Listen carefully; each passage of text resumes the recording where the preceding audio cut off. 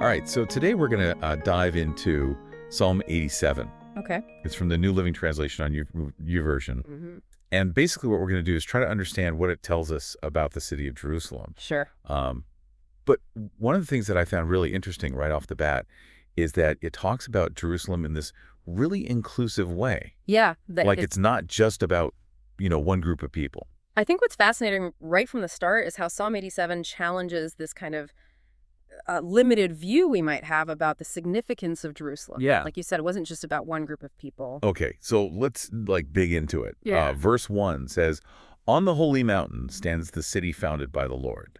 So, right there, it's talking about, its divine origin and location are like super key. Right, exactly. And this establishes kind of this fundamental sacredness of Jerusalem, the holy mountain, really signifying this connection to the divine, Yeah, and then verse 2, kind of goes on and it says, "He loves the city of Jerusalem more than any other city in Israel," and it specifically mentions the gates of Zion. Right.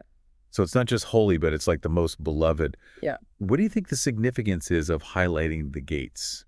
Well, in the ancient Near East, the gates, they weren't just mere entrances, they were actually like these centers of community life, places where justice was, administered and, decisions were made. Oh, interesting. So emphasizing the gates of Zion, it could really symbolize Jerusalem's vital role as a hub for all these, activities and this place of encounter. Yeah, and the psalm itself says in verse 3, "O city of God, what glorious things are said of you." Yeah. So again, that's setting this tone of like deep respect and wonder. It's almost like a declaration right from the get-go. Yeah. Him celebrating this importance of Jerusalem, and it's like a reputation that precedes it, Mm-hmm. Yeah, but here's where it gets really interesting in verse 4. "I will count Egypt and Babylon among those who know me. Also, Philistia and Tyre and even distant Ethiopia, they have all become citizens of Jerusalem." Right.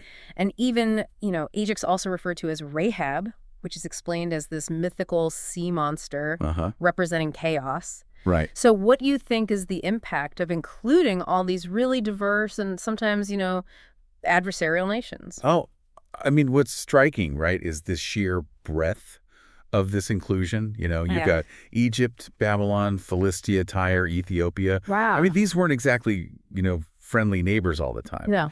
And then the reference to Rahab that really adds this poetic layer, and it's just that even like chaotic elements are being integrated somehow. Yeah. This isn't just a geographical note, it's hinting at this radical theological idea that divine recognition extends beyond just Israel's borders. So when it says they've all become citizens of Jerusalem, what does that mean in this ancient context? Well, it suggests this vision where Jerusalem's significance transcends nationalistic boundaries. Right. It becomes a place of belonging for a multitude of peoples, regardless of where they come from.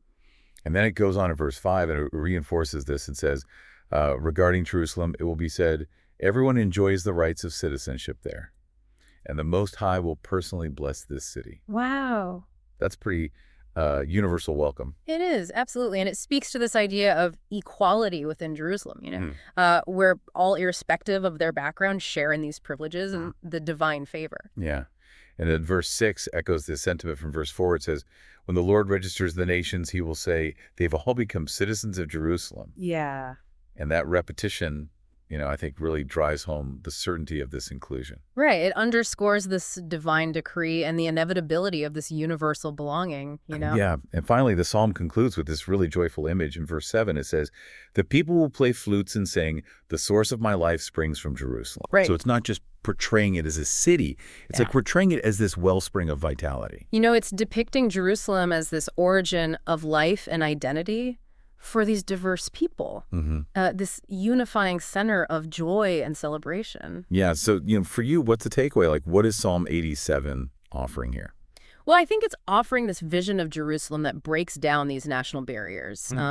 It presents Jerusalem as this place with universal significance where people from all walks of life are not only welcomed, but considered citizens. Right. And they draw their very life from it. And that, raises the question, like, what does it truly mean for any place or any idea to become such a source of life and belonging for such a diverse group of people? Yeah. Yeah, that's a powerful thought. It is. Um, what are some modern parallels that you can think of that might exist for a place or a concept that holds this kind of wide-reaching significance and, fosters a sense of shared identity across different groups? What does this ancient perspective suggest about the potential for unity in our world today? Yeah, I mean, that's a really good question. Well, thanks for taking this deep dive with us. Yeah, this was really great. Yeah, appreciate it. Absolutely. All right. Take care. You too.